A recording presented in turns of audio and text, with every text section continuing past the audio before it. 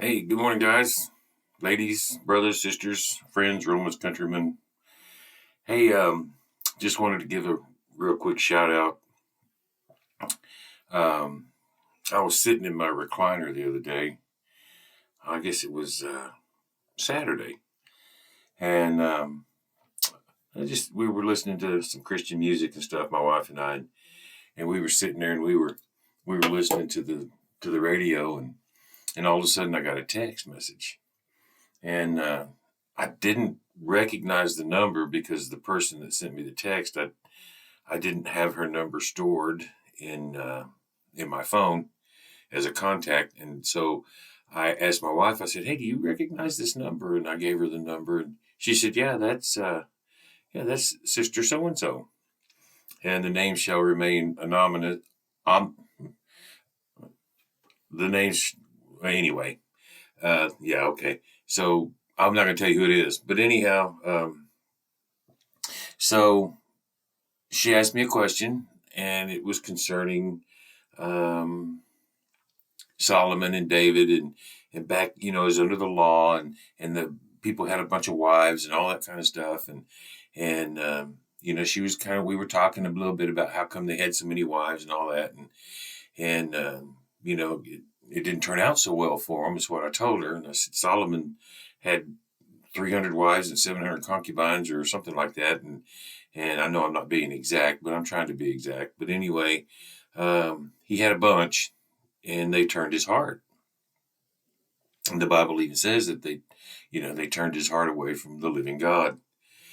And so David, I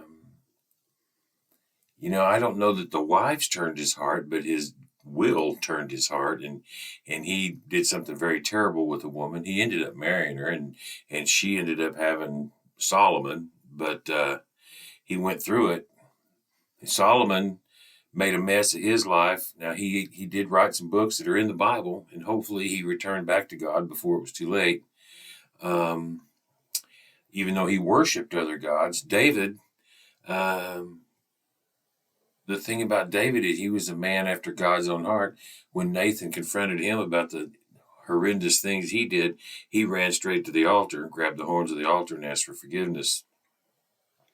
But his life was a mess after that. His family was a mess. Everything was a mess. So when you turn away from God, when you do things that are outside the parameters of what God set up for us to live, things can really get messy. But anyway, what I was trying to say is this sister. She's a sister in New Mexico. She's actually a really, really, I think she's probably my wife's best friend, which is fine. Her husband's not in the church, but he's a really cool guy, and I like him a lot. And I like their daughter and her husband and their little grandchild and all that, and everything's cool. But we got to talking, and I told her there's nothing new under the sun. And people today, their lives are a mess because they don't pay any attention to God, basically. And so I even told her that in Jeremiah it talks about it's not in man to direct his own steps, and I said I may preach that message on my channel here, my YouTube channel. And she goes, "You have a YouTube channel?" And I said, "Yes, I do." And she goes, "Wow, I didn't know that." So I told her where it was or how to get to it. She got to it and subscribed. And she kept texting, and she said, "How often do you do videos?" or something like that. I don't remember. And I said, "Well, I had backed off for a while." And I didn't really go into detail, but I did. I backed off for a while. And I think in the last video I did, I even mentioned that. But she said, "Are you going to keep it up?" And I said, "Yes." And this scripture came to me this morning as I was preparing this video in Galatians 6, Galatians chapter 6, verse number 7 says, "Be not deceived, God is not mocked. For whatsoever a man soweth, that shall he also reap. For he that soweth to his flesh shall of the flesh reap corruption. But he that soweth to the Spirit shall of the Spirit reap everlasting life." Here's the point I want to make. And let us not be weary in well doing, for in due season we shall reap if we faint not. So there's a couple of reasons I quit the videos there for a while.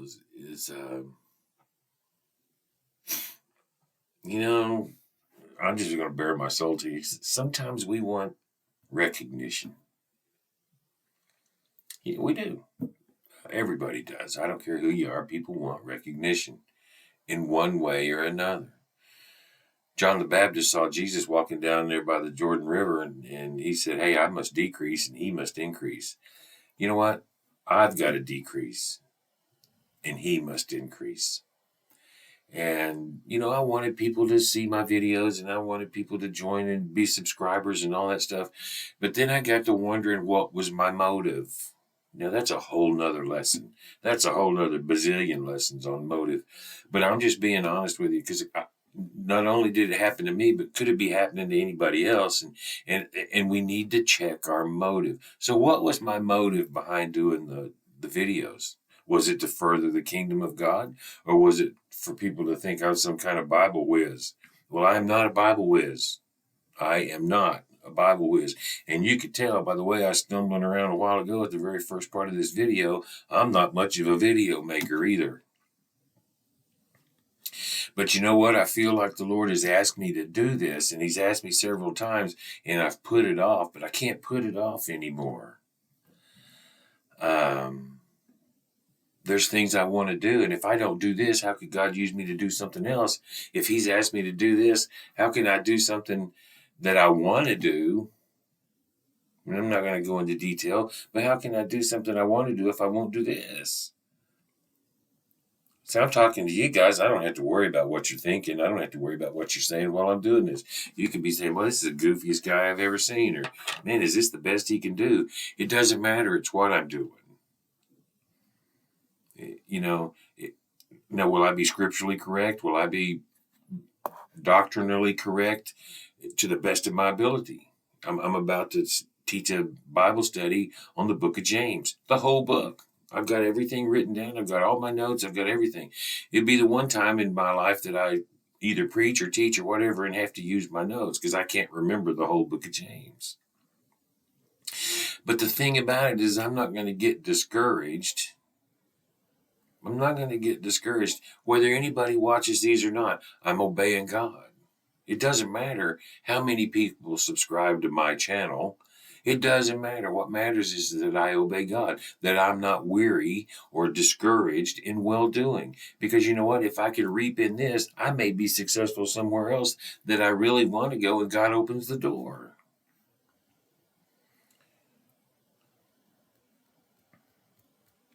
I don't know any other way to say it. But hey, you got to do what you got to do. If God calls you to do something, if God has asked you to do something and you keep putting it off, guess what? You're not reaping to the Spirit. You're not sowing to the Spirit. And you're not reaping from the Spirit. You're sowing to your will. And you're going to reap from your own will. But anyway, that's enough of that preaching business. But so what I wanted to do is I wanted to thank the sister in New Mexico. She knows who she is, and she'll probably see this video.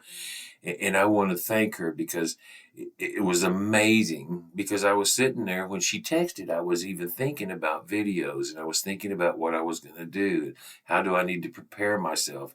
And she sent me that text, and all of a sudden we started talking, and then the videos came up, and it sparked my spirit. And I want to thank her for that. I know she didn't know anything about it. It was God. Now, I can recognize pretty much a lot of times when God's involved. I can recognize when I'm doing stuff and God isn't involved. But I want to thank her for even asking the question. But God gave her that question to ask me. And why she picked me, I'm not sure. I mean, I'm nobody special, which is fine. I don't need to be anybody special. I don't need to be special. Why do I need to be special? God's the one that's special. He's the one that directs our steps. He's the one, the steps of a good man are ordered by the Lord. Well, right now, I feel like right now doing this video, I feel like I'm in the perfect will of God.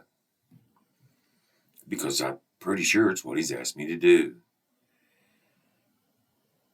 And you know what? My videos aren't going to be the most polished things you ever see. I'm not Kevin Costner or Tom Selleck or any of those guys that get paid millions and millions and millions of dollars to talk on a film in front of people.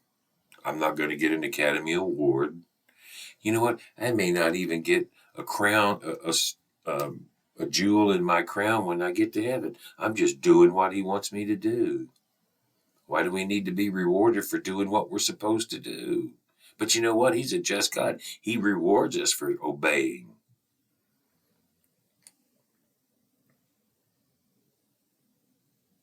Anyway, thank you, sister. I appreciate it. God bless you. I love you. I love your family. I love you, your husband, your daughter, her husband, their grandkid. You guys are special to us. I know every morning about 6 o'clock, my wife's phone goes off and I know who it is. And I appreciate it. And I know she appreciates it. And we appreciate you. And without any further ado, I'm gonna sign off. There'll be another video. I'm going to do another video today, which is the introduction to the book of James. And then sometime this week, I'm not sure. I don't know that I'll do videos every day, but I'll prepare every day. It keeps me in the Word. I'm sowing to the Spirit. I'm not sowing to the flesh. I want to sow to the Spirit, and then I'll reap things of the Spirit. God bless. Y'all have a great day. May the Lord bless each and every one of you. Like I said, I stumbled around a little bit, and I'll probably stumble around again. I'm only human. I'm flesh and blood. Yeah, I got a college degree, and I've got a pretty decent vocabulary, but you know what? Sometimes you can get a little nervous even sitting in front of this camera because I'm looking at it, and it's looking back at me, and I can see me sitting there. I try not to look. But God bless you guys. May the Lord bless each and every one of you. And you have a great day, and we'll talk later. God bless.